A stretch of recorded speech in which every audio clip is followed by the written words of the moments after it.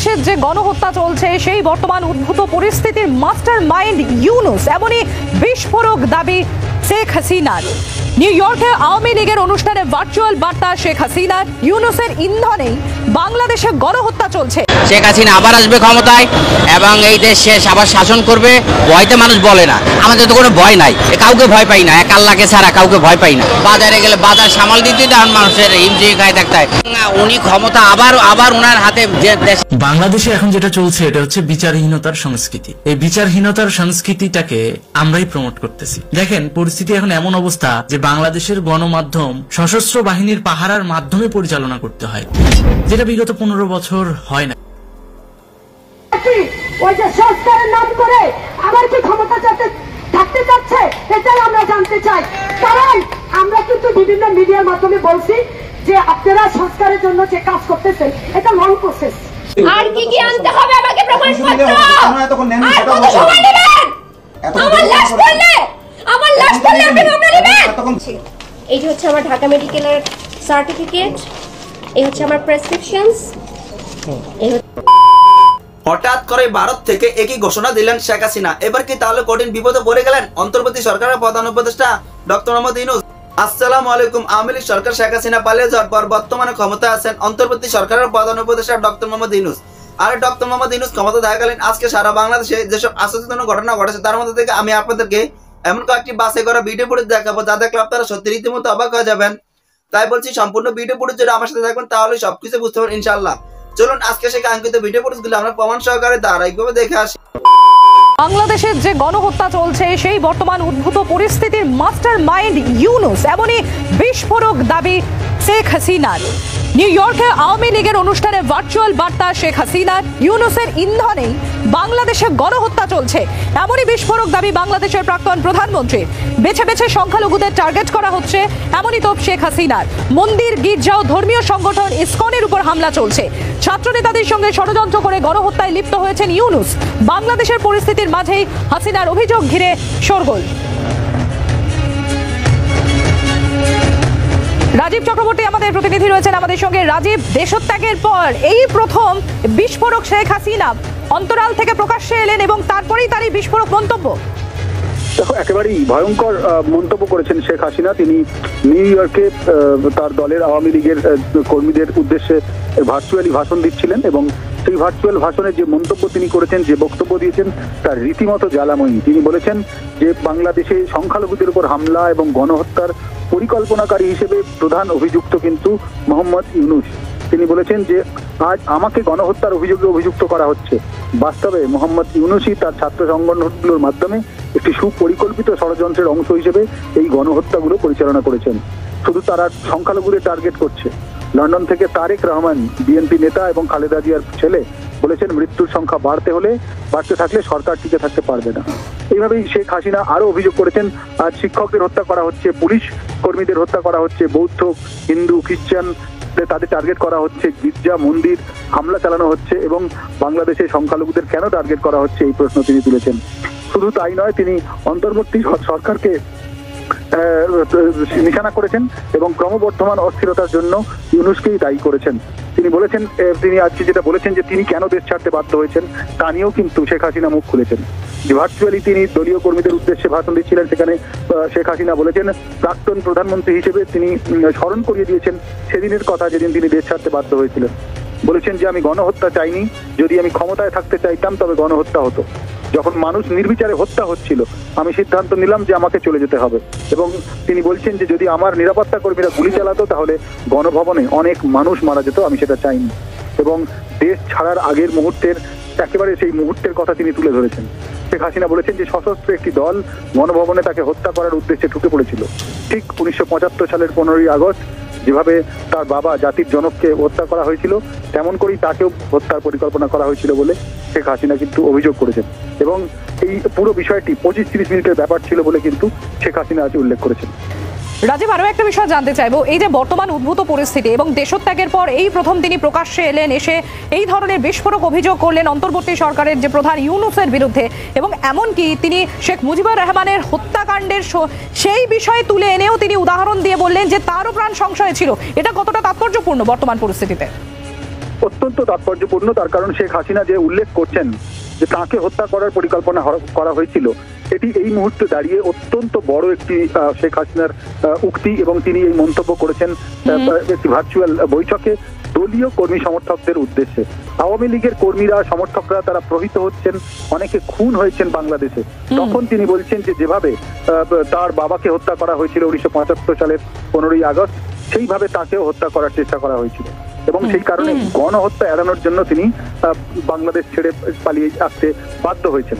এই যদি তুমি দেখো বাংলাদেশে যে লাগাতার অশান্তি চলছে, সেই লাগাতার অশান্তির ক্ষেত্রে শেখ হাসিনার মুখ খোলা এবং প্রথম ইউনূসকে একেবারে কাঠগড়ায় তোলা অত্যন্ত অত্যন্ত গুরুত্বপূর্ণ বিষয়, শুধুমাত্র বাংলাদেশের নজর জন্য রাখো নয়। রাজীব, তুমি নজর রাখো। শেখ হাসিনা আবার আসবে ক্ষমতায় এবং এই দেশ শেষ আবার শাসন করবে।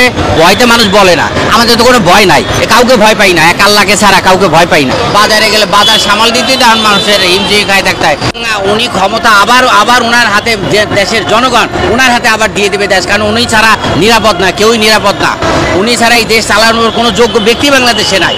এটা জ্যোতিষশাস্ত্র আমার ব্যক্তিগত অভিজ্ঞতা থেকে, আমার বয়স তো কম হয়নি, আমার ব্যক্তিগত অভিজ্ঞতা থেকে এবং জ্যোতিষশাস্ত্রে থেকেও বলছি, এবং আধ্যাত্মিক একটা বিষয় আছে যেগুলা কানেকশন হয় আমাদের, সেই কানেকশন থেকেই বলছি শেখ হাসিনা আবার আসবে ক্ষমতায় এবং এই দেশ শেষ আবার শাসন করবে এবং দেশ ভালো অবস্থায় নিয়ে যাবে। এরপরে আর চুরি টুরি এগুলো তারা বাদ দিবে, বুঝতে যে দেশের কি অবস্থা হয়েছে, তারা এর পরবর্তী তারা সংশোধন হবে। শেখ হাসিনা হয়তো 2025-26-এর মধ্যে চলে আসবে, 25 আসার সম্ভাবনা বেশি, আর বেশি না, আরো কিছুদিন অপেক্ষা করেন না, এরপর ওনাকেই চাবে। এখনই আপনি খোঁজ খবর নিয়ে দেখবেন, এত ভয়তে মানুষ বলে না, আমাদের তো কোনো ভয় নাই, জীবন আসছি চলে তো যেতেই হবে।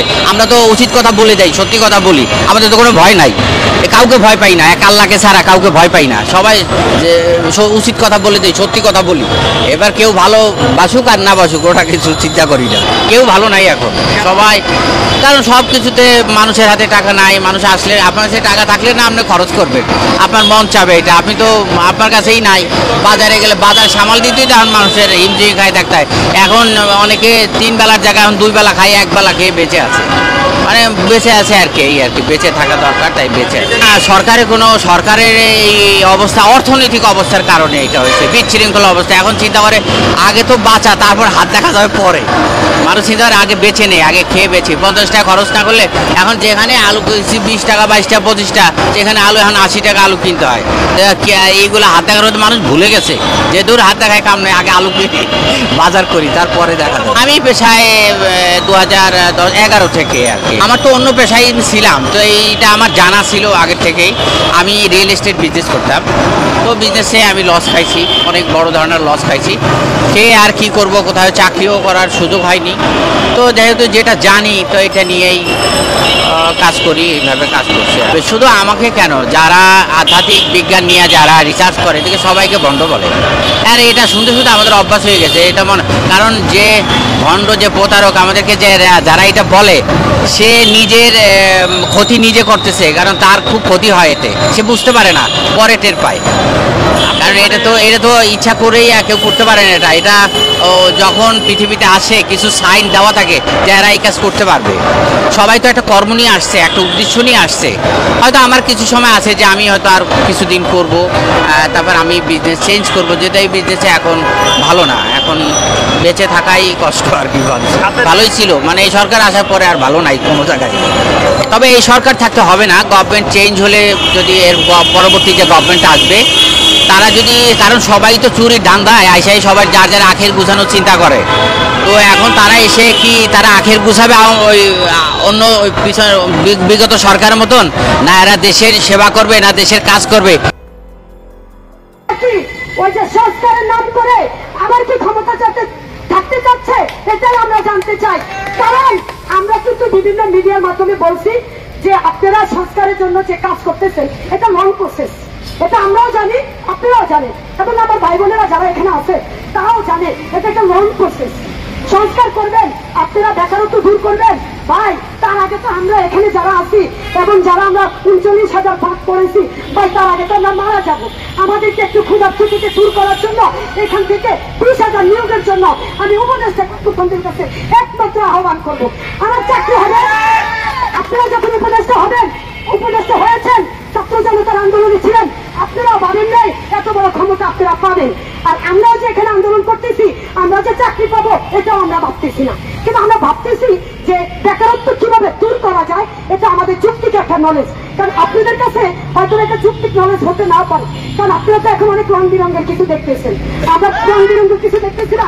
আমি এখানে যে ভাই বোন আসছি, এখানে যাদের ক্ষুধার্তের কথা শুনলে মন চায় আমার চাকরি না হয়ে আমার কোনো এক ভাইয়ের চাকরি হোক, আমার চাকরি না হয়ে আমার কোনো একটা জমির চাকরি হোক, সেটা আমরা এটা বুঝতে পারি।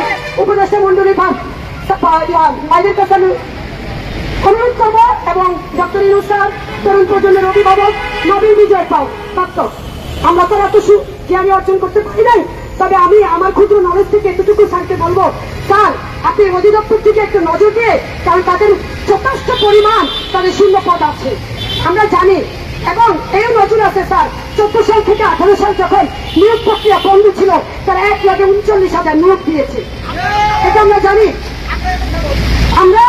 আমরা চাচ্ছি স্যার এখান থেকে আপনারা অন্তত পক্ষে বেশি না নেন, 20,000 নিয়োগের জন্য আপনারা একটু কাজ করে আমাদের বেকারত্ব দূর করেন, আমাদেরকে বেকারত্বের হাত থেকে মুক্তি দেন, আর আমরা যে রাস্তা রাস্তায় টিউশন করাই ওই টিউশন থেকে আমাদেরকে একটু মুক্তি দেন স্যার। তরুণ প্রজন্মের কাছে, ডক্টর ইউনূস স্যারের কাছে আমাদের ক্ষুধার্তদের আহ্বান, আপনি আমাদেরকে টিউশনি, এবং আসিফ মাহমুদ সজীব প্রিয় ভাই উনি বলছে টিউশন করা অনেক কষ্ট, ভাড়ার টাকায় চলে যায়। ভাই এত নমনীয়তা এত ভদ্রতা দেখান, তাহলে এই প্রাথমিক যে আপনারা 46,199 জনে সার্কুলার নিয়েছেন, এখান থেকে কেন 22,531 জন নিয়েছেন? তাহলে তো আপনি এই প্রাথমিক দিকে নজর দেওয়া উচিত যে আমাদের তো লং প্রসেস, আমরা লং প্রসেসের দিকে না থাকে এখান থেকে 20,000 নিয়ে আমরা এই বেকারত্ব থেকে মুক্তি চাই, আমরা এই বেকারত্বের অভিশাপ থেকে মুক্তি চাই। আমার বন্ধুদের অনেক অনুরোধ, আপনারা শুনে যান, এখান থেকে আপনারা 20,000 নিয়োগ দেন, কঠিন কর্মসূচি আন্দোলনের ডাক দিবেন ইনশাআল্লাহ। এবং যতক্ষণ পর্যন্ত আমাদের দাবি মেনে না নেওয়া হবে, ততক্ষণ পর্যন্ত আমাদের আন্দোলন চলতেই থাকবে। অধিদপ্তর যদি ভেবে থাকে যে তারা মনে হয় চলে গেছে, না, কখনোই না। আমরা এখানে হারতে আসি নাই, আমরা আমাদের ন্যায্য অধিকার এখান থেকে আদায় করে তবেই নিয়ে যাব ইনশাআল্লাহ। যতক্ষণ পর্যন্ত অধিদপ্তর আমাদের দাবি না মানবে, ততক্ষণ পর্যন্ত আমরা রাজপথে থাকবো। রাজপথে থেকে আমরা আমাদের অধিকার আদায় করব, তারপর হচ্ছে আমরা আমাদের রাজপথ ছাড়বো। সকল উপজেলার সকল শূন্য পদ পূরণের মাধ্যমে পুনরায় ফলাফল চাই। তাদেরকে আমি বিনীতভাবে অনুরোধ করবো, তার এখন আমাদের ন্যায্য অধিকারগুলো আপনি মেনে নিন, এবং আমাদের রিজিকের ব্যবস্থা করে দিন, এবং আমাদের বেকারত্বের অভিশাপ থেকে মুক্তি দান করুন। আমি আরো বলতেছি,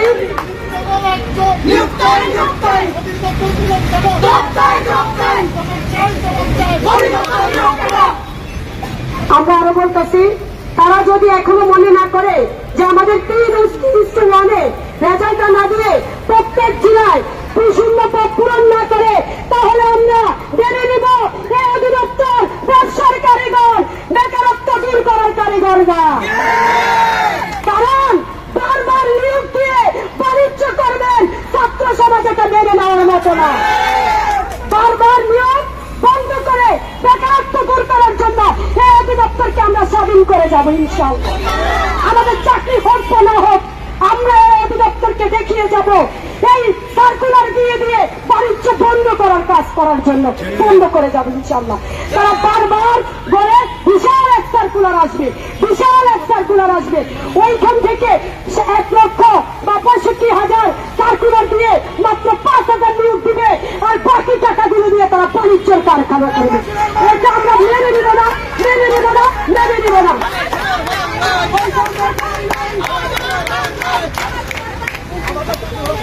আমাদের চাকরি, আমরা যেখানে আসছি, আমরা উপরস্থ যে সমস্ত আমাদের উপদেষ্টা মন্ডলী আছে, আমাদের ছাত্র ভাইয়েরা তারা আছে, তাদেরকে আমরা এই বিষয়টা অবগত করতে চাচ্ছি যে আমাদের অধিদপ্তরের দিকে একটু মন দেওয়া উচিত। তারা কি সার্কুলার গুলো দেয় বেকারত্ব দূর করার জন্য, নাকি বাণিজ্য করার জন্য? এর সঠিক তদন্ত আমরা সেনাবাহিনী দিয়ে এটা নিরক্ষতা যাচাই করতে চাই।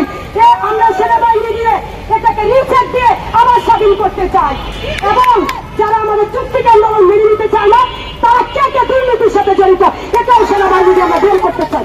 কারণ আজকে আমরা 5টা দিন মেয়েরা রাজপথে আছে, এটা কোন দেশের নিয়ম কিনা আমি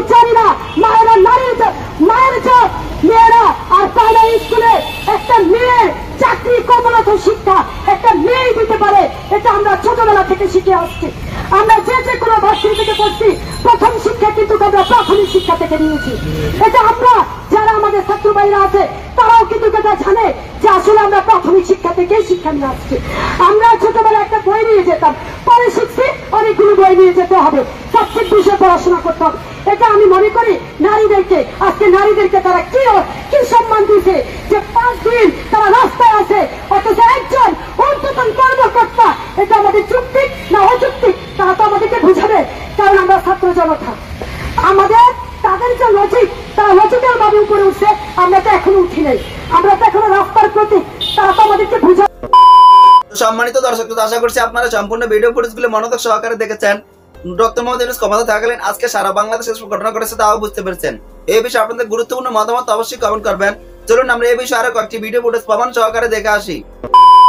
বাংলাদেশে এখন যেটা চলছে এটা হচ্ছে বিচারহীনতার সংস্কৃতি। এই বিচারহীনতার সংস্কৃতিটাকে আমরাই প্রমোট করতেছি। দেখেন, পরিস্থিতি এখন এমন অবস্থা যে বাংলাদেশের গণমাধ্যম সশস্ত্র বাহিনীর পাহারার মাধ্যমে পরিচালনা করতে হয়, যেটা বিগত 15 বছর হয় নাই। অথচ বিগত 15 বছরের সরকারকে আমরা উৎখাত করেছি একটা শব্দ প্রমোটের মাধ্যমে, অর্থাৎ ফ্যাসিস্ট। এই ফ্যাসিস্ট শব্দটাকে আমরা এমন ভাবে মার্কেটিং করেছি, এখন দেখবেন উপস্থাপিকা থেকে শুরু করে একটা পিচ্চি বাচ্চা যে কিনা ফ্যাসিস্ট ঠিক মতো বানানো করতে পারবে না, সেও বলে ফ্যাসিস্ট হাসিনা, ফ্যাসিস্ট সরকার। তো এই যে বাক্যের খেলা, এই বাক্যের খেলার মাধ্যমে পুরো দেশটাই এখন অস্থিতিশীল অবস্থায় পড়ে গেছে। এই অস্থিতিশীল অবস্থার পেছনে বিশ্ব রাজনীতি কিভাবে কাজ করছে সেই বিষয়টাই আজকের ভিডিওতে তুলে ধরবো। অনুরোধ করব ভিডিওটা শেষ পর্যন্ত দেখবেন, কেননা আপনি যদি মাঝপথে ভিডিওটা ছেড়ে যান তাহলে আপনি বাংলাদেশের রাজনীতির সাথে বিশ্ব রাজনীতিকে রিলেট করতে পারবেন না। প্রথমে চলেন একটা ফুটেজ দেখে আসি। আপনি জানেন এই দেশে আমরা কারা? আমরা ইসলাম প্রিয় জনতা।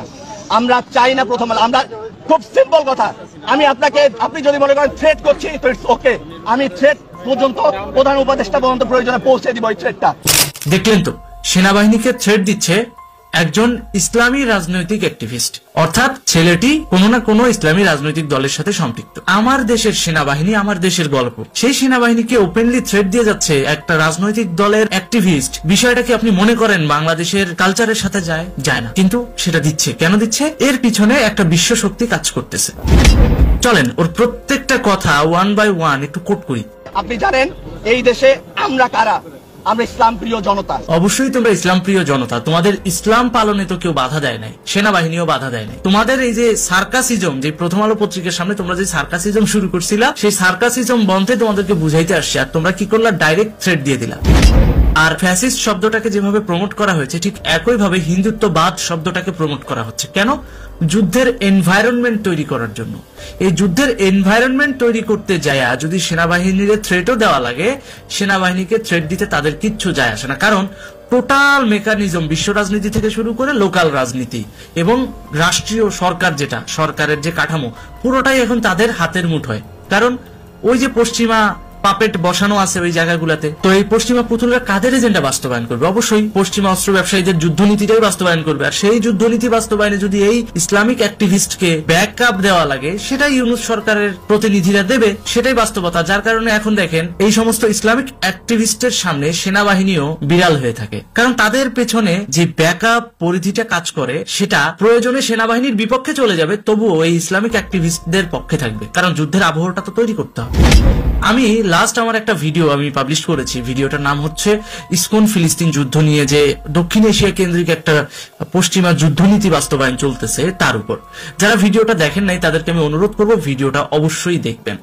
এই যে এখানে আমি দিয়ে রাখতেছি, থাম্বনেইলের ছবিটা দিয়ে রাখতেছি, আপনারা আমার ইউটিউব চ্যানেলে গেলে পাবেন, তাহলে বুঝবেন পশ্চিমারা কিভাবে বাংলাদেশকে যুদ্ধের টেরিটরির মধ্যে ধীরে ধীরে ধীরে ধীরে ধাক্কায় ধাক্কায় ফালাচ্ছে। ওখানে আমি একটা কথা বলেছিলাম, সেটা হচ্ছে এই যে রাশিয়ান যে ব্লকটা, সোভিয়েত ইউনিয়নের মতো রাশিয়ান ব্লকটাকে দুর্বল করার জন্যই বাংলাদেশকে অস্থিতিশীল করা হচ্ছে এবং বাংলাদেশের সাথে ভারতের একটা বৈরী সম্পর্ক তৈরি করে কিছু আঞ্চলিক রাজনীতিকে উস্কে দিয়ে, কিছু ধর্মীয় রাজনীতিকে উস্কে দিয়ে, তারপর এই দুই অঞ্চলের মধ্যে এক ধরনের গৃহযুদ্ধের পরিস্থিতি বা এক ধরনের গৃহযুদ্ধের উত্তেজনা তৈরি করার চেষ্টা চলছে। তারই একটা অংশ হচ্ছে এই যে সেনাবাহিনীকে থ্রেট দেওয়া। তা না হলে খেয়াল করে দেখেন, এসি সোহেল, গুলশান জোনের অ্যাসিস্ট্যান্ট কমিশনার এসি সোহেল সামান্য তার সরকারি কাজে বাধা দেওয়ার ক্ষেত্রে এক মেজরকে দুইটা কথা বলছিল, তাই মেজর কিন্তু তারে তুলে নিয়ে যায় ইচ্ছা মতো বাটাম দিছে। ওইটা নিয়েও একটা ভিডিও বানিয়েছি, সেটা তো আপনারা দেখতে পাবেন, এই ভিডিওটা দেখলে আপনারা বুঝতে পারবেন। এসি সোহেলকে যদি সেনাবাহিনী পেটাতে পারে, তাহলে এই ইসলামিক অ্যাক্টিভিস্ট একে পেটানো কি সেনাবাহিনীর কাছে কোনো ব্যাপারই না। কিন্তু সেনাবাহিনী সেটা করবে না। কেন করবে না? কারণ সেনাবাহিনী জানে তাদের পেছনে আন্তর্জাতিক একটা যুদ্ধনীতি বাস্তবায়ন হচ্ছে। আর এই যে দক্ষিণ এশিয়ায় রাশিয়ান ব্লকটাকে, সমাজতান্ত্রিক ব্লকটাকে দুর্বল করার জন্য পশ্চিমা গোত্র প্রচুর টাকা ঢালছে, তার প্রমাণ পাওয়া যায় রিসেন্টলি যখন সিরিয়ার আলেপ্পো শহরে পশ্চিমাদের দেওয়া অস্ত্র নিয়ে বিদ্রোহী বাহিনী গোষ্ঠী আক্রমণ চালায় এবং রীতিমতো আলেপ্পো শহরটাকে দখল করে ফেলে। স্টিল নাও এখনো দখলে আছে। তাহলে এই যে বিদ্রোহী গোষ্ঠী, এরা এত অস্ত্র পেল কোথায়? অবশ্যই এখানে পশ্চিমা গোষ্ঠী টাকাও ঢালছে, অস্ত্রও দিছে। কারণ জিওপলিটিক্যাল কলোনিয়ালিজম বাস্তবায়ন করতে হলে ওই এরিয়ায় আমেরিকার প্রতিনিধি দলকেই তো রাষ্ট্রীয় ক্ষমতায় আসতে হবে, তবেই তো তারা ওই মার্কেটটা ক্যাপচার করতে পারবে, ব্যবসাটা ধরে রাখতে পারবে। অস্ত্র ব্যবসার পেছনে বা রাজনৈতিক যুদ্ধের পেছনে অবশ্যই খেয়াল করে দেখবেন সাম্রাজ্যবাদের কোনো না কোনো ফায়দা আছে। তা না হলে সিরিয়ার আলেপ্পো শহর দখল করার জন্য বিদ্রোহীদেরকে এত ভারী অস্ত্র, এত পয়সা কেন তারা দিবে? কেন ইসরায়েলি সৈন্যদেরকে এত হাজার হাজার কোটি ডলার তারা দিবে শুধুমাত্র ফিলিস্তিনের শিশুদেরকে হত্যা করার জন্য? এর পেছনে সাম্রাজ্যবাদের অবশ্যই কোনো না কোনো একটা ফায়দা আছে। আর রাশিয়ান ব্লকটাকে ভাঙতে পারলে, এই মার্কেটটাকে ধরতে পারলে, ওই যে সাম্রাজ্যবাদীরা যেমন 200 বছর ব্রিটিশ শাসন করে গেছিল, সেটা থেকে আমরা মুক্তি পাইছিলাম কবে? 1947 সালে। এখন কিন্তু 2047 এখনো আসে নাই, মানে 100 বছরও হয় নাই। পুনরায় আবার ওই সাম্রাজ্যবাদের ফাঁদে আমরা পা দিতে যাচ্ছি। এগুলারই প্রত্যেকটারই বাণিজ্যিক এলিমেন্ট হচ্ছে আমাদের দেশের এই সমস্ত ইসলামিক জঙ্গি গোষ্ঠী। হঠাৎ করে খেয়াল করে দেখবেন যে 21শে আগস্ট গ্রেনেড হামলার সব আসামিরা হঠাৎ করে ফেরেস্তা হয়ে গেল, নির্দোষ হয়ে গেল। তাহলে কি 21শে আগস্ট গ্রেনেড হামলা হয় নাই? ওটা কি অস্বীকার করা যাবে? অস্বীকার করবে না। ইভেন আসামি পক্ষের আইনজীবী কিন্তু কোর্ট বিল্ডিং এ, সুপ্রিম কোর্টের বিল্ডিং এ যখন প্রেস কনফারেন্স হয়, তিনি কিন্তু ওপেনলি বলেছে যে 21শে আগস্ট গ্রেনেড হামলায় যারা মারা গিয়েছে, নিহত পরিবার যারা হয়েছে, যারা হতাহত হয়েছে, আহত হয়েছে, তাদের প্রতি আমাদের সমবেদনা থাকবে। যে একদিকে সমবেদনা দিচ্ছে আসামি পক্ষের আইনজীবী, অন্যদিকে ওই আসামিদেরকেই খালাস করে বের করে নিয়ে আসছে। এই যে সার্কাসিজম বিচার ব্যবস্থা, এইটাও কিন্তু ওই যে পশ্চিমা গোত্রের টাকার মাধ্যমেই ম্যানিপুলেট হয়েছে। কারণ হাজার হাজার কোটি টাকা ঢেলে যখন জুলাই অভ্যুত্থানটা ঘটানো হলো বাংলাদেশে,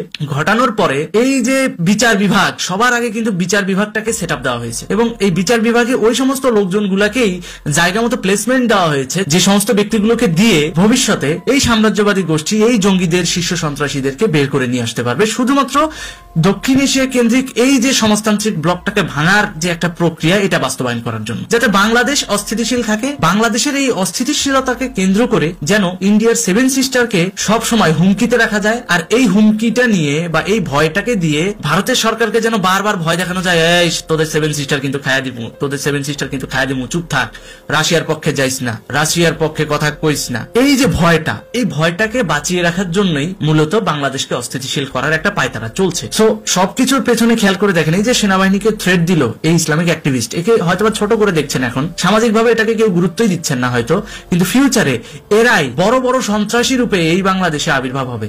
এরাই গ্রেনেড মারবে, এরাই রকেট লঞ্চার করবে, এরাই মিসাইল মারবে। কেন মারবে? এই উপত্যকাকে অস্থিতিশীল করার জন্য। আর এই উপত্যকা অস্থিতিশীল হলেই মোদ্দা কথা এই সমাজতান্ত্রিক ব্লকটাকে ধীরে ধীরে ধীরে ধীরে অস্থিতিশীল করা যাবে। আর যখনই সমাজতান্ত্রিক ব্লকটা অস্থিতিশীল হবে, বিভক্ত হবে, তখন স্বভাবতই এই সাইডে ইউনিটি নষ্ট হয়ে যাবে। আর এই সাইডে ইউনিটি নষ্ট হলেই সাম্রাজ্যবাদীরা পুঁজিবাদী আগ্রাসনটা চালাইতে পারবে, কারণ ওদের কাছে তো পর্যাপ্ত পুঁজি আছে, টাকা আছে, টাকা ঢালা হচ্ছে এইদিকে। তা না হলে দেখেন হাসনাত সার্জিসের কাছে এত টাকা কোথা থেকে আসে? সামান্য একটা টিভি চ্যানেলের উপস্থাপিকা সরাসরি শেখ হাসিনাকে ফ্যাসিস্ট বলে টকশোতে বলে যে আগের ফ্যাসিস্ট সরকার থাকতে যেরকম আগ্রাসন চালাতো, প্রতিশোধ পরায়ণ ছিল, সেরকম তো এখন প্রতিশোধ পরায়ণ হচ্ছে না। তার মানে কি তিনি চোখে টিনের চশমা দিয়ে আছেন? তিনি দেখতেছেনই না বাংলাদেশে কি পরিমাণ বিচার বহির্ভূত হত্যাকাণ্ড হচ্ছে, তিনি দেখতেছেনই না বাংলাদেশের মানুষের হাতে যে পয়সা নাই, কারণ উনি পর্যাপ্ত পয়সা পাচ্ছে পশ্চিমা গোষ্ঠীর থেকে, উনি পর্যাপ্ত পয়সা পাচ্ছে চ্যানেল থেকে, টিভি চ্যানেল থেকে, তো ওনার তো অভাব নাই। যেহেতু ওনার অভাব নাই, সেহেতু স্বভাবতই উনি সবাইকে ওই অভাব ছাড়া দৃষ্টিকোণ থেকেই দেখবে। কিন্তু প্রকৃতপক্ষে একজন রিক্সাওয়ালা কিভাবে দিন কাটাচ্ছে, প্রকৃতপক্ষে একজন সাধারণ শ্রমিক কিভাবে দিন কাটাচ্ছে, এটা কিন্তু তার চোখে পড়বে না। কারণ কি? কারণ তার ওই যে এসি রুমে বসে টকশো করে 2টা পয়সা আসতেছে, তো তার তো দরকার নাই যে রিক্সাওয়ালা কি দিয়ে ভাত খাইলো না খাইলো সেই ব্যাপারে তার খোঁজ রাখা। চলেন একটা ফুটেজ দেখে আসি।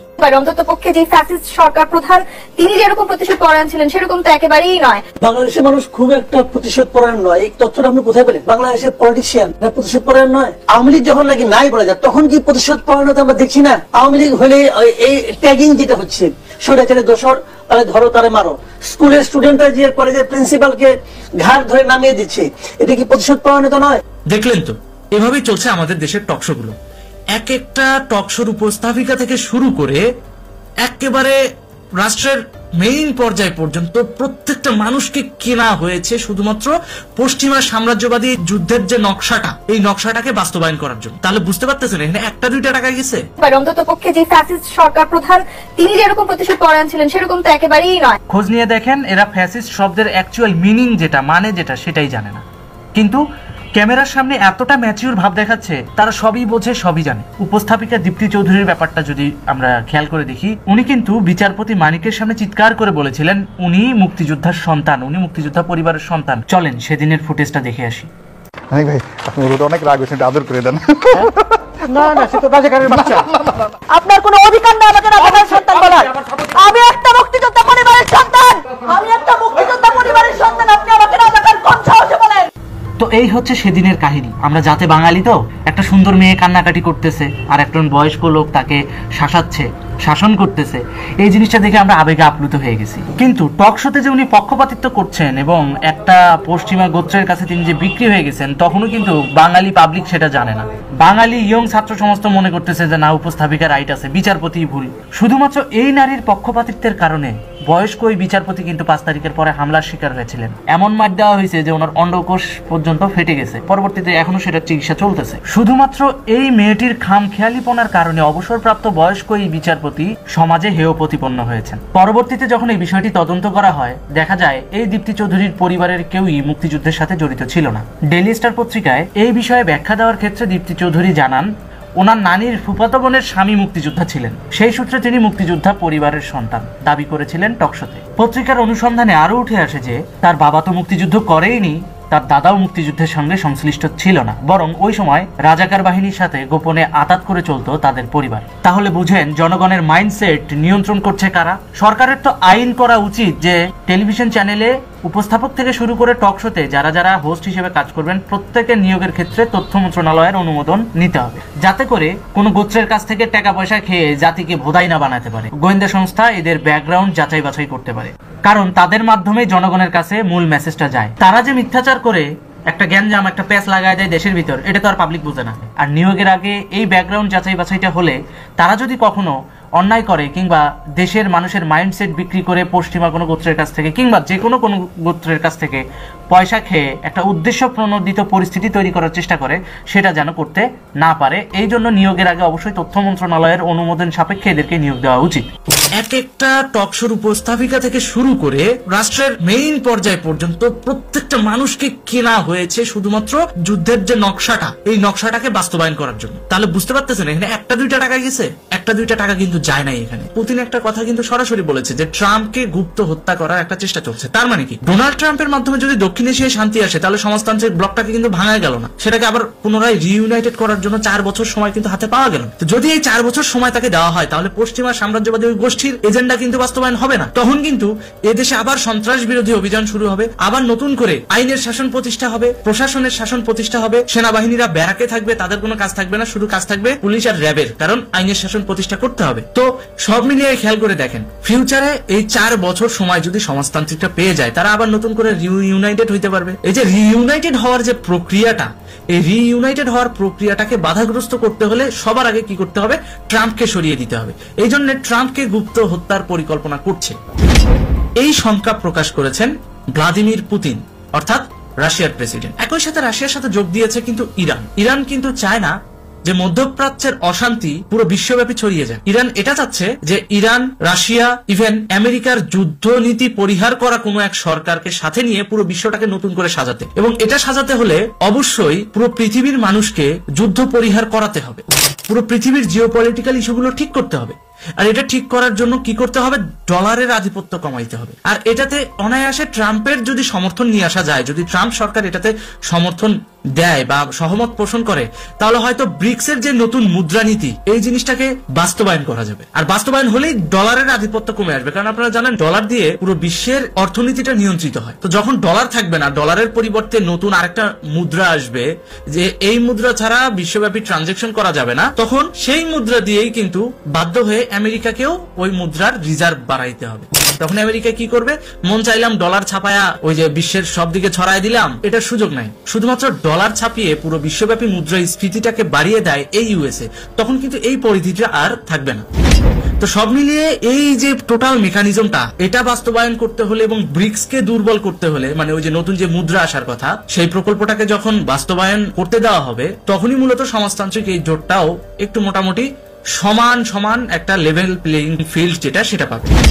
এই লেভেল প্লেইং ফিল্ডটা আমেরিকার সাম্রাজ্যবাদী গোষ্ঠী দিতে চাচ্ছে না, কারণ তারা চাচ্ছে ডলারের আধিপত্য বাড়ুক। কারণ মন চাইলেও ডলার ছাপায়া বিশ্বব্যাপী মুদ্রাস্ফীতি বাড়ায় দিতে পারবে, ইনফ্লেশন বাড়ায় দিতে পারবে, জিনিসপত্রের দাম বাড়ানো কমানো এই জিনিসটাকে হাতের মুঠায় রাখতে পারবে। কিন্তু যখনই ব্রিক্স মুদ্রা চলে আসবে, ব্রিক্স মুদ্রা সম্পর্কে একটু ছোট করে ব্রিফ করি। ব্রিক্স হচ্ছে একটা অর্গানাইজেশন, এরা একটা নতুন মুদ্রা নিয়ে আসতে চাচ্ছে, যেটা হচ্ছে কয়েকটা দেশ মিলে একটা টাকার নোট হবে, সেই টাকার নোটটা দিয়ে পুরো বিশ্বব্যাপী হচ্ছে কেনাকাটা হবে। এখন যেমন শুধুমাত্র আমেরিকা একটা দেশ, এই একটা দেশের মুদ্রা দিয়ে আপনি পুরো বিশ্বের যে কোনো কিছু কিনতে পারতেছেন, কারণ ডলার সব জায়গায় গ্রহণযোগ্য, সব দেশে কিন্তু ডলার নেয়। কিন্তু এটার ফলে কি হচ্ছে, আমেরিকা স্বেচ্ছাচারিতাটা করতে পারতেছে কি, মন মতো ডলার ছাপায়া বিশ্বব্যাপী মুদ্রাস্ফীতি বাড়াই দিতে পারতেছে। তাদের জিডিপি থেকেও বেশি তারা ডলার ছাপিয়ে পুরো বিশ্বব্যাপী সার্কুলেট করতেছে। আর কাঁচা পয়সার মুখ দেখে এই সমস্ত এই যে ইসলামিক অ্যাক্টিভিস্ট যারা আছেন, তারা পয়সার সাপোর্ট পাচ্ছেন, অস্ত্রের সাপোর্ট পাচ্ছেন। ওদের ট্রানজেকশনের মাধ্যমে ওদের যে আলটিমেট গোল সেটা বাস্তবায়ন হচ্ছে। পুরো বিশ্বে যে তারা এই মুদ্রাস্ফীতিটা চাপায় দিছে, দেওয়ার মাধ্যমে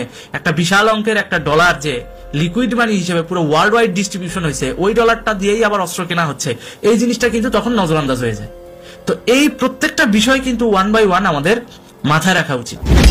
তো ব্রিক্স মুদ্রা এই জন্য আনা হচ্ছে যাতে ডলারের আধিপত্যটা কমে আর একটা দেশের উপরেই সেটার দায়ভার যেন না থাকে। আর ইচ্ছামতো ডলার ছাপায়া বিশ্বব্যাপী সার্কুলেট করে দিয়ে মুদ্রাস্ফীতি বাড়াই দিলাম, এটা ইউএসএ চাইলে এখন করতে পারতেছে, তখন ভবিষ্যতে সেটা করা সম্ভব হবে না। তখন ব্রিক্স মুদ্রা যদি ছাপাইতে হয়, অবশ্যই তখন ওই কয়েকটা দেশ নিয়ে ওই অর্গানাইজেশনটা গঠিত, ওই ব্রিক্স ভুক্ত দেশগুলো তখন অবশ্যই সম্মতি দিতে হবে। মানে হুট করে চাইলেই আপনি টাকা ছাপাইতে পারবেন না, সবারই অনুমতি নিয়ে আপনার ওই বিশ্ব মুদ্রাটা ছাপাইতে হবে। এই জন্য ব্রিক্স মুদ্রাটা যেন ভবিষ্যতে এই রাশিয়ান ব্লকের মাধ্যমে লঞ্চ না হয়, এই জন্যই মূলত এই সাম্রাজ্যবাদী গোষ্ঠীটা এই যুদ্ধের নীল নকশাটা করছে। এবং রাশিয়ান ব্লকটাকে দুর্বল করতে বাংলাদেশ, ভারত, সিরিয়া, নেপালন সব জায়গায় এই যুদ্ধের উস্কানিটা তারা লাগিয়ে দিয়েছে। সব জায়গা থেকেই রাশিয়াকে ডিটাচ করতে চাচ্ছে। তাদেরকে ডিটাচ করতে পারলেই এই ব্লকটাকে দুর্বল করা সম্ভব। তো আলটিমেট গেম কিন্তু এইটাই। তার একটা ক্ষুদ্র এলিমেন্ট হলো এই ইসলামিক এক্সট্রিমিস্ট, যে কিনা প্রথম আলোর সামনে প্রতিদিনই গরু জবাই হচ্ছে, খাওয়াচ্ছে, আর পাবলিক খাচ্ছে, আর সবাইকে বলতেছে কি হিন্দুত্ববাদ বন্ধ হোক, প্রথম আলো বন্ধ হোক। এগুলো কিন্তু এক একটা নাটকের ছোট ছোট চরিত্র, এদেরকে নাচানো হচ্ছে। আপনি দেখেন প্রতিদিন একটা করে গরু জবাই করতেছে, টাকা আসে থেকে ওই পশ্চিমা গোষ্ঠী, ওই যে ডলার ছাপানোর ওই প্রক্রিয়া। তো খেয়াল করে দেখবেন যে হুজুর যারা লাফাচ্ছে বাংলাদেশে, প্রত্যেকের কাছে কোনো না কোনো ভাবে টাকা যাচ্ছে। এই টাকার সোর্স যখন বন্ধ হবে, তখনই এদেশে শান্তি আসবে। এটা বাস্তবতা। আপনি দেখেন একটা মাওলানা, খেয়াল করে দেখেন, কাজ করে না। ঢাকা শহরে যে কয়েকটা মাওলানা বিভিন্ন রকমের আন্দোলন সংগ্রামের সাথে জড়িত, প্রত্যেকে দেখবেন তাদের মাদ্রাসাটাকে অফিস ঘর হিসেবে ইউজ করতেছে। কিন্তু তারা এটা বোঝে না, একবার যদি বাংলাদেশের যুদ্ধ লাগে, তখন তার মাদ্রাসাটাও থাকবে না। কারণ যুদ্ধ লাগলে অবশ্যই পক্ষ বিপক্ষ থাকবে। তা আপনার পক্ষের শক্তি আপনাকে যেমন সেভ করার চেষ্টা করবে, অপোজিট পক্ষ তো আপনার মাদ্রাসাটাকে ভেঙে দেওয়ারও চেষ্টা করবে না? তো মাঝখান দিয়ে কি হবে? এই দেশটা ফিলিস্তিনের মতো আবার আর একটা ধ্বংসস্তূপে পরিণত হবে।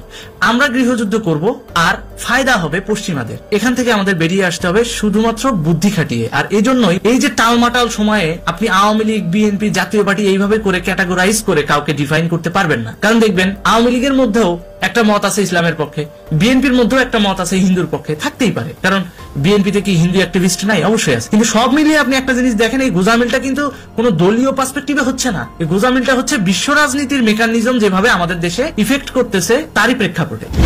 সুতরাং এই জিনিসটা আপনাদের বুঝতে হবে। আমার প্রেক্ষাপটটা হচ্ছে দিন শেষে আমার দেশটা ভালো থাকলে ভাই আপনি ভালো থাকবেন, আমি ভালো থাকবো, সবাই ভালো থাকবে। কিন্তু আপনি আমি যদি নিজেরা মারামারি করি, নিজেরা ঠেলাঠেলি করি, তাহলে দিন শেষে আমাদের সুযোগ কিন্তু নেবে বহির্বিশ্ব। তারই ধারাবাহিকতায় খেয়াল করে দেখেন বিচারপতির এজলাসে ডিম মারতেছে কেন? কারণ বিচারপতির মূল্যায়ন নাই। তাহলে বুঝেন কোন টাইপের বিচারপতি এই 5 তারিখের পরে, আগস্টের 5 তারিখের পরে, শেখ হাসিনা চলে যাওয়ার পরে কোন টাইপের বিচারপতিদেরকে নিয়োগ দেওয়া হয়েছে, যাদেরকে আসামি যায় ডিম মারে। তারপর খেয়াল করে দেখেন কোর্টের ভিতরে যে সমস্ত শীর্ষ সন্ত্রাসী, যাদেরকে পুরো ওয়ার্ল্ড চিনে শীর্ষ সন্ত্রাসী হিসেবে, তাদেরকে ফেরেস্তা বানায়া খালাস দেওয়া হচ্ছে। তাহলে এগুলোর পিছনে মেকানিজম গুলো কি? ওই টাকা, ওই পশ্চিমা গোষ্ঠী, ওই যুদ্ধ পরিস্থিতি, যাতে ব্রিক্স মুদ্রাটা লঞ্চ না হয়। অথচ ব্রিক মুদ্রাটা লঞ্চ হলে জিনিসপত্রের দাম অনেক কমে যাবে। কেন? মন চাইলে তখন মুদ্রাস্ফীতি চালায়া পশ্চিমারা আমাদের দেশ থেকে, শুধু আমাদের দেশ থেকে না, পুরো এই দক্ষিণ এশিয়া থেকে কোনো জিনিস নিয়ে যাইতে পারবে না। আর আমরা তো সেটাই চাই যে জিনিসপত্রের দাম কমুক। তাহলে কেন ভাই আমরা মারামারি করব? আমাদের বুঝতে হবে বিশ্ব রাজনীতির মেকানিজম। ইন্টারনাল দলীয় রাজনীতির মেকানিজমে পড়ে দেশের ভিতরে ওই আপনি যার মাথা ফাটাচ্ছেন সেও তো বাংলাদেশী নাগরিক, তাই না? তো নিজেরা মারামারি করে তো ফায়দা দিচ্ছেন আরেকজনের। এই জিনিসটা বন্ধ করা উচিত। আর এই যে টালমাটাল বিপদের সময়ে খালেদা জিয়ার বড় ছেলে তারেক রহমান দেশে আসছে, লাভ নাই তো। দিন শেষে ঘুরে ফিরে এই যে টালমাটাল পরিস্থিতিটা, এটা কি উনি কি একা হ্যান্ডেল করতে পারবে? সামাজিক ভাবে হোক কিংবা রাষ্ট্রীয় ভাবে হোক, পারবে না। হয়তো তিনি সর্বোচ্চ দেশের রাষ্ট্রীয় কাঠামোটাকে মোটামুটি প্রভাবিত করতে পারবে, কিন্তু এই যে বিশ্ব রাজনীতির এই যে ভয়াল থাবা, এটা থেকে যদি বাঁচতে হয় তাহলে পুরো জাতিকে ইউনাইটেড হতে হবে। শুধু আওয়ামী লীগ, বিএনপি, জাতীয় পার্টি, অমুক ওই দল করে, তমুক ইসলামিক দল করে, এগুলা বলে আলাদা আলাদা করা যাবে না। যে ছেলেটা আজকে এই যে সেনাবাহিনীকে থ্রেট দিচ্ছে, ওকেও বুঝাইতে হবে যে ভাই তুমি যেটা করতেছো ও কিন্তু ওর জায়গায় রাইট। কারণ ইসলামের সিম্প্যাথি কিন্তু সবার জায়গায় থাকবে। আমিও একজন মুসলিম ঘরের সন্তান, আমার কাছে আমার আল্লাহ বড়, স্বভাবতই তো। কিন্তু ও বুঝতেছে না যে পরিস্থিতিটা ওকে দিয়ে যে এটা করানো হচ্ছে, এটার পিছনে বিশ্ব রাজনীতির যে মেকানিজম কাজ করতেছে, এটাতে ও নিজে ওর আইডিওলজিক্যালি ও ম্যানিপুলেটেড হয়ে গেছে। সুতরাং ওর উচিত কি 5 ওয়াক্ত নামাজ, লাগলে নফল নামাজ আরো বেশি বেশি করে পড়ে ও যে মসজিদের থেকে থেকে ইবাদত করে দোয়া করা, যেন বাংলাদেশকে এই যুদ্ধের পরিস্থিতি থেকে উদ্ধার করা যায়। ওর কাজ কিন্তু এটা হওয়া উচিত না যে যায় সরাসরি প্রথম আলোর সামনে গরু কাটায়া আরেক ধর্মের বিরুদ্ধে বিদ্বেষ ছড়ানো। কারণ আপনারা জানেন গীবত, বিদ্বেষ এগুলো ইসলামে নিষিদ্ধ। তো ওর কাজ কিন্তু এটা না, কিন্তু ও এটা করতেছে কি ইমোশনালি করতেছে, কারণ ও ইসলামকে ভালোবাসে। তো ইসলামকে তো সবাই ভালোবাসে। ইভেন যে সেনাবাহিনীটা ওখানে, সশস্ত্র বাহিনীর যে সদস্যটা ওখানে পাহারা দিচ্ছে, সেও ভালোবাসে। তাহলে পার্থক্যটা কোথায়? পার্থক্যটা এই যে ইন্টারন্যাশনাল মেকানিজম যেটা চলতেছে, সেটা মগজ ওয়াশ। আর কি কি আনতে হবে আমাকে? প্রমাণপত্র। আর কত সময় নেবেন? আমার লাশ করলে আপনি মামলা নেবেন? এই যে হচ্ছে আমার ঢাকা মেডিকেলের সার্টিফিকেট, এই হচ্ছে আমার প্রেসক্রিপশনস, এই হচ্ছে আমার বিল। ওই অনুযায়ী আমার একটু ব্যালেন্স করো তো। না আপনি দেখতে হবে। আমি এখানে কালকে থেকে এখানে আছি। আপনি একটু ক্যামেরা জুম করেন কাইন্ডলি। আমার এখানে কি আমি মেকআপ লাগিয়ে আসছি? একটু দেখেন, এখানে 6টা স্টিচ। সেটাই ওটাই দেখেন। আপনি দেখেন প্লিজ, আপনি দেখেন। দেখেছেন আপনারা সবাই? এটা হচ্ছে ওটা ওইভাবে আমরা এরকম যে প্রায় 10 ঘন্টার উপরে তিনি থানায় অবস্থান করেন। 16 ঘন্টা 18 ঘন্টা হয়ে গেল। তো এখনো দেখেছি যে দেখেন কতগুলো ওষুধ দিয়েছে, একটা ওষুধ দিতে পারে মামলা নিতে হবে। আরেকটা ডিএমপি কমিশনার তো বলেছিল যে থানায় এসে মামলা নিতে হবে। মেডিকেলের যে বিষয়টা এতক্ষণে এই বিষয়টা তদন্ত করা হয়নি, তাহলে কি করা হবে এতক্ষণ? আমাদেরকে হয়রানি করা হয়েছে। এটা তো সকালে ছাড়া তো রাতে হবে না। এই মেডিকেলের এই সার্টিফিকেটটা কখন নিয়ে আসছে? সে গতকাল সন্ধ্যা 6টায় সার্টিফিকেট। আমি বলছি যে এই ঘটনাগুলো আমাদের তো যেটা অ্যাজ পার সিআরপিসি বা অ্যাজ পার ল আমরা এটা হচ্ছে দেখি যে আসলে প্রাথমিক যে ইনভেস্টিগেশন, এটা হচ্ছে ওসির হচ্ছে একটা ডিসক্রিপশন। এই ডিসক্রিপশনটা অ্যাপ্লাই করবো না। রাতে যদি আমি শুনি, তাহলে আমি এই সময় কিভাবে যাচ্ছি না? ওই সময় নাকি যায় না। এটা এখন তো নিচ্ছি। আর কি কি আনতে হবে আমাকে? প্রমাণপত্র। আমার লাশ করলে আপনি মামলা নেবেন? তখন দেরি কেন হলো এটা জবাব দিবেন। এবং আপনার ওসি আমরা বাংলাদেশের জনগণ জবাব জানতে চাই। আপনি একটু জবাব দিতে চান ওনার কাছে যে উনি 6টার সময় জানার পরে। আমার মা ক্যান্সার পেশেন্ট, আমার মা 12টা পর্যন্ত থানায় থেকেছে। আমার বোন সকালবেলা 8টার সময় গেছে। কেন থানায় ছিল? মানে আপনার ওসি সাহেব কি কোনো ধরনের এটা তো এটা একটু না হলো 100 বার ফোন করা হয়েছে। এবং আমরা ওনাকে একটু পানি দেওয়ার জন্য রিকোয়েস্ট করতে, পানি দ্বারা চেয়ারটা দিচ্ছে না, চেয়ার দিচ্ছে না। ওর চেয়ার দেওয়ার জন্য আছে। এই অসুবিধা আমরা ভাই ওই গেটে যাবেন বসে চেয়ারটা সামনে। না আমি ওনার সাথে একটু কথা বলবো। আমি